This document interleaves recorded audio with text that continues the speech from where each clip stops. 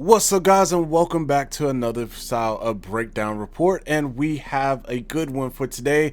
What if I told you a player could be drafted into the NBA, play professionally in overseas, and then still return to college basketball and have an NBA team holding his rights this whole time? This is the story of James Nnaji, and James Nnaji is not a loophole as of right now.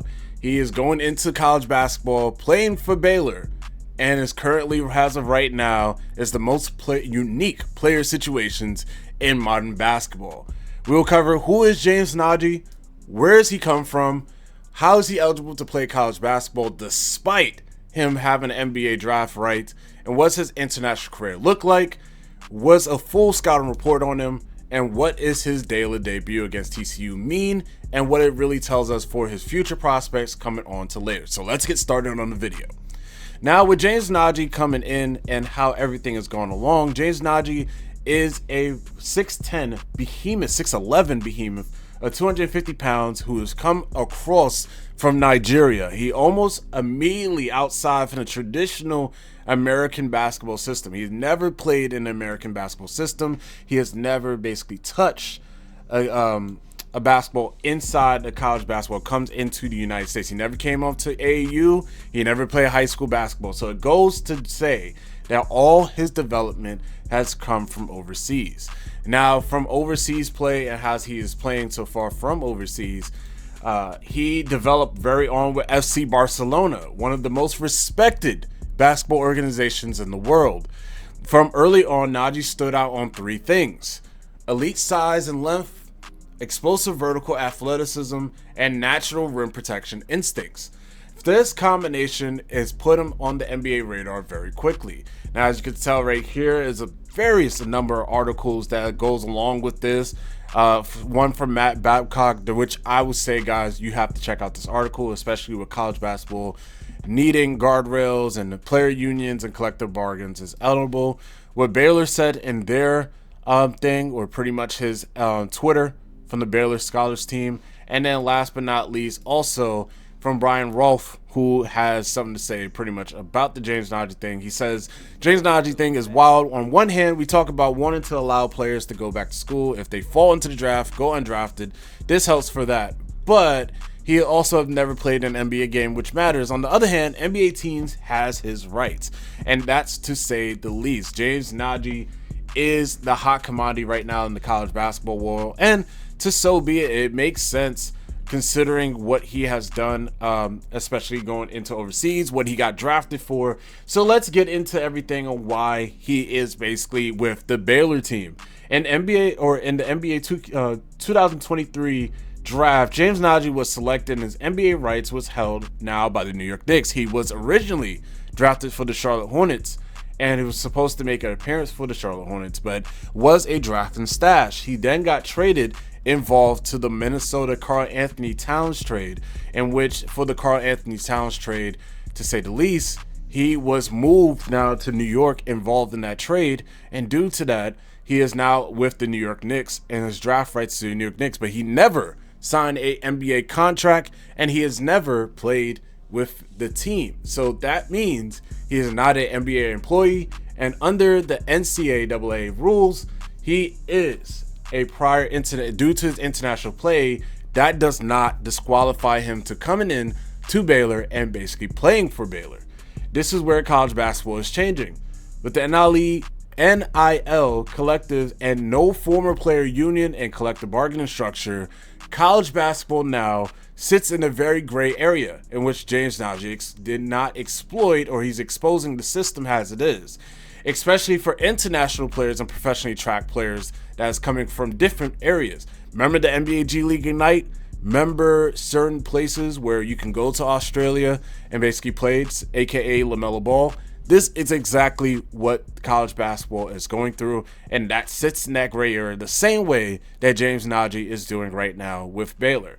Now, let's go into his international play and basically how he goes. Obviously, you can see here you have international footage of him playing, but his international career and production Again, he come from a professional background from FC Barcelona.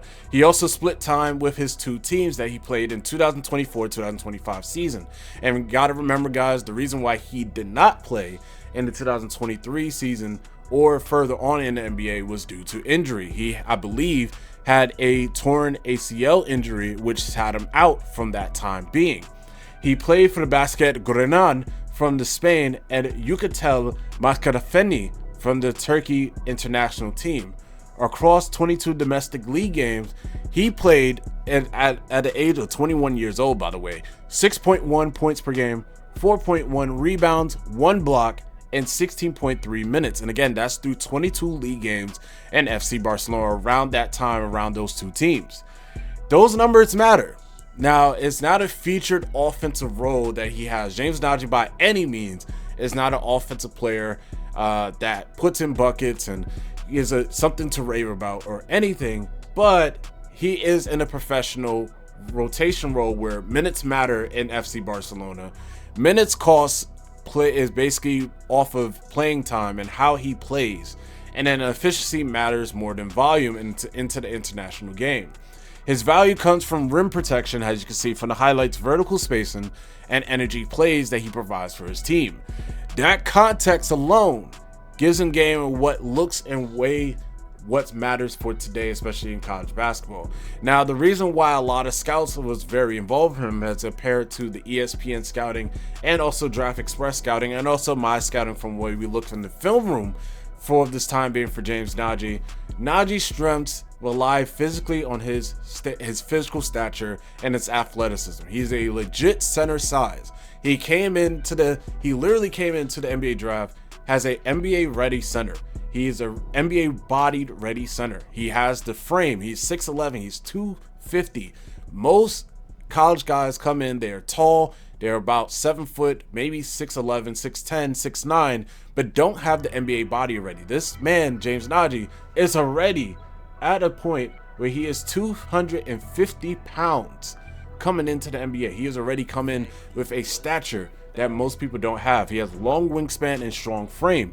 He can bang out in the post against other bigs. He is also very good at adept to basically blocking shots, blocking hook shots, blocking fadeaways, blocking layups at the rim already, causing disruption against guards and going out and defending guards outside the perimeter. Now, is he the best at it? No. But can he do it? Yes, he can. And he's very slow-footed in that time being. But again, he has that. He has explosive vertical pop and vertical athleticism. It does not take very long for Nnaji to lift off the floor and go up for a rebound or go up for a dunk. He can literally catch, gather, and get to his dunker spots and be ready for a dunk. It doesn't take him a very long time. He doesn't develop very slowly. He goes up almost immediately as soon as he catches the ball, as soon as he gets a rebound, or as soon as something happens from that point on. And then he's a natural rim protecting instincts. He really lurks, knows his shot timing, knows, hey, I can get to the shot and time the shot and block this shot off the glass or save this possession for my team, and understand that, hey, I need to get to this spot and know I can defend this shot right here and get the block in a very easy correction. And again, he is positioned correctly, and when he is positioned correctly, he alters shots without even needing to jump at times. He has the arm space to basically get up there, put his hands up, and get a contest with no problem. He's also an effective screener and roller to the rim. He is a lob threat by true means. He can literally, in open space, can get lobs, can finish lobs with no problem, and can pretty much catch and be in a dunker spot at any point of time. He also creates real separation with his body when he gets the offensive rebounds, and he's a reliable dunk finisher inside the rim. He does a great job finishing around the rim and does a great job doing what he needs to do to pretty much protect the rim at all costs. Now with Nnaji, as I said, ladies and gentlemen, Nnaji is pretty much an offensive profile, and we gotta be realistic with him. And again, the post play is something that we don't really cater to. We don't really care about more importantly, because again, he is more athletic than anything. His realistic expectation is he is a screen and dive big. He is a lob finisher by all true means, a dunker spot presence. He is not a post scorer. He is not a person that has footwork automatically. He is not a player that will create off of his rolls or anything of that nature. He is not a person that will do that. Almost all of his offense is going to come from screening and rolling. All his offense is going to come from pretty much coming off assists, offensive rebounds, and dump off passes inside the paint. He is a dunker in the dunker spot. That was true in Europe. That was true in the draft scouting process. And that is true in his Baylor debut when he played against TCU. Now, you must be wondering, okay, well, he's very athletic and we talked about his weakness already, but let's get more into his weakness. And how does that impact his play so far into everything? Now, his weakness really matters in this situation. His processing speed in terms of offensively, especially when he is a roller. He does not identify the tag man. He cannot basically make quick reads in certain situations. The game against Baylor, or a game against TCU, he had a turnover where he pretty much caught it around the paint area. It was trying to make a bounce pass to another teammate on the cut, and he could not get that team up on time, and it ended up being a turnover on the side of Baylor. He makes slow reads offensively, limited in passing vision whatsoever. He cannot make that extra pass, or doesn't really have really good vision in terms of making passes. And he struggles when plays break down. When plays break down and is walled off in the paint, he does not have a reliable move. He does have a post hook, which he can sky over people. But again, when he's facing against taller centers, such as the Victor Wembanyama's, the Chet Holmgrens of the world, and pretty much how to go against other physical centers such as Steven Adams and other centers as far as that nature goes, he is going to have problems basically creating around the rim, besides from using the post hook and besides from trying to clear out frame. When somebody outbodies him in the paint, or somebody is more stronger than him in the paint, or more taller and can pretty much get up to his shot, and he cannot outbody them or cannot go up against the center, that's where problems is going to basically go from. So with that in mind, he also struggles on the defensive end. He just struggles in space.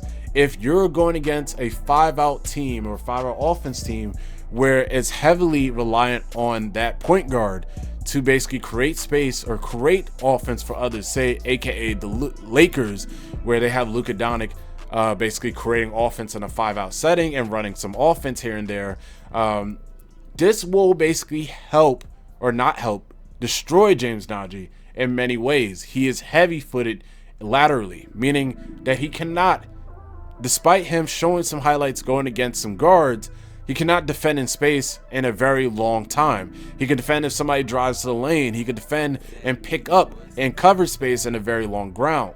But he cannot defend laterally, and which means that he cannot defend side by side. If a guard is really good at dribbling and can force him off his feet, he is a problem, or he's a problem outside on the defensive lane where he cannot defend for very long.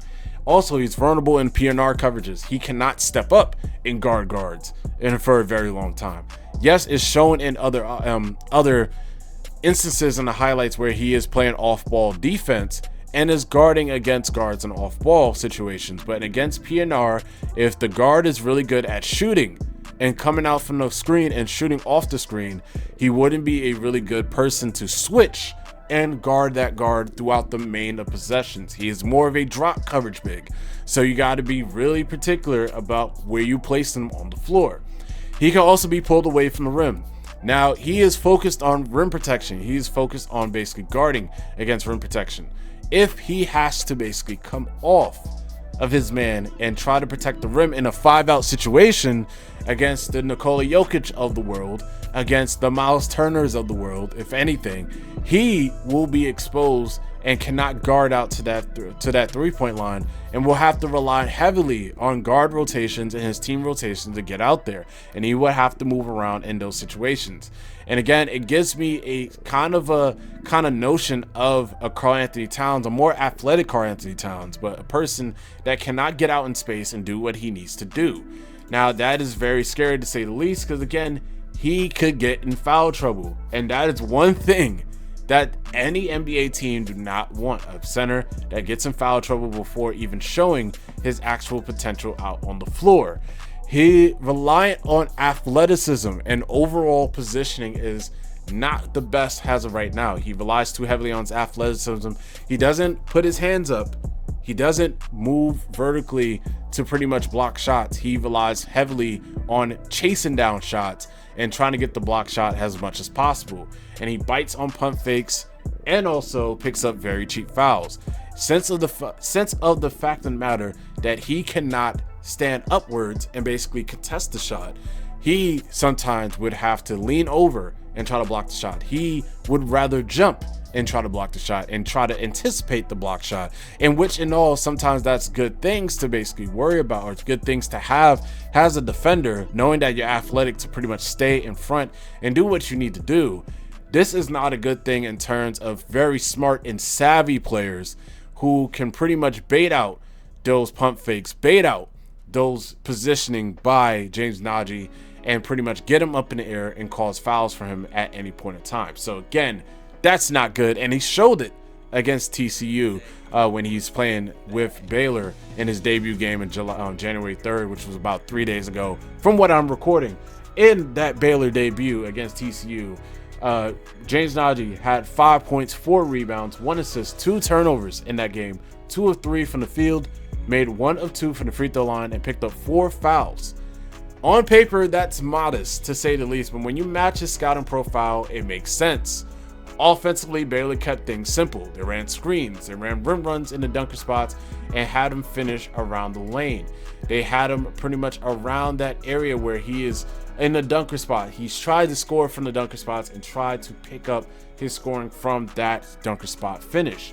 Nothing was forced. You can see right here the pass or the rebound right here from James Nnaji. He puts it right back in, gets the dunk. In the defensive end, you can see close out, gets out to the center, makes a contest, puts his hands up. That was a good example of him in his positioning. Does a really good job there. Right here, in a one-on-one situation where he can do his patented post hook. He tried to make a pass, could not make the pass. So again, Nnaji is not in a great position in terms of that. But nothing was forced. Defensively, his presence mattered. He did guard against guards and bigs. They were very scared to get into the lane. And that showed with his rebounding. It also showed with how he's basically defending the rim. They pulled him into ball screens a lot of times. Defensively, he mattered a lot. TCU guards hesitated in the rim. He was funneled on drives in terms of drop coverage. They pulled him into ball screen. They had him forced out in 5-out situations, and they tried to attack him downhill and force him to make quick reads on the defensive end and also the offensive end. This is where the fouls matter the most, and this is where the turnovers came from as well. It's not effort, it's not toughness, it's just timing and feel for James Nnaji coming into the college basketball game. Now, before in the game, Baylor head coach Scott Drew explained why Nnaji was added mid-season. He said in the following: "We knew that we were probably going to add somebody at the beginning of the semester because the season ended in injuries," Drew said to the via Associated Press. And James ended up working out. We were very excited to have him with another healthy body on the floor. With that in mind, ladies and gentlemen, that you got to remember, Baylor is missing 2 centers, one out with a season-end injury, the other one pretty much out for an extended period of time. So they really needed Nnaji in this situation, and he provided minutes for throughout 16 minutes, to say the least. Now, this quote is important because it doesn't define Nnaji's role. He wasn't brought in to carry Baylor. He was brought in to add front court depth, protection at the rim, and provide a physical resistance in that paint. That is it. Now, what does this mean for Baylor, and what does this mean for James Nnaji? Baylor perimeter defense can be more aggressive with him playing on and attacking around the rim. Now, with him basically out there and him having a lot of play where he can defend in space and do everything, Baylor perimeter defenders could basically guard in space now and not worry about them getting beat to the paint. They have James Nnaji there to basically block shots. Driving lanes is very strict. You cannot drive in the lane because Nnaji is there. Everything is taken up. That 7'7" wingspan is there consistently and will be blocking shots. The rim becomes protected as always, and again, James Nnaji is a perfect person that can do that. When it's going to be misused is when he has fouls piled up. The rotations tighten, the defensive matchups gets exposed, his minutes is going to be short. It's going to be matchup based. It's going to be against teams that really have a really good sound and structured big that's already up there. And last but not least, from that situation, his role is going to be clearly defined. What does this mean now for the New York Knicks and future teams that's out there? Well, I'll tell you.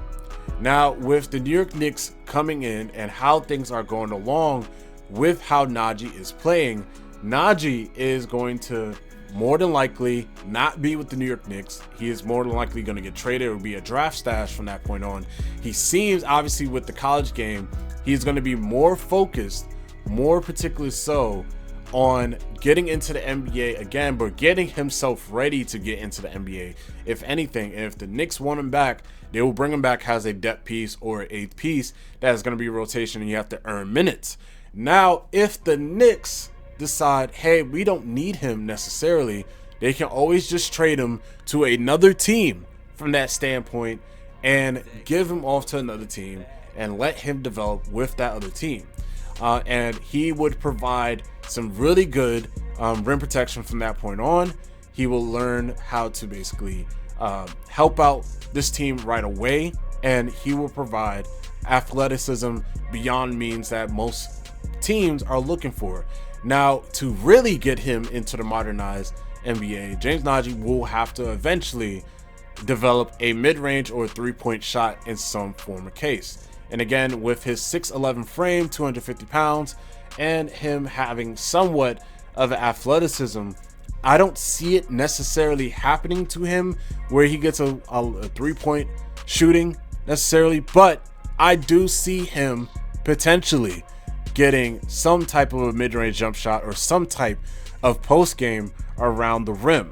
Now, this is what the Knicks are looking for, and this is what other teams are looking for right now with him going to Baylor.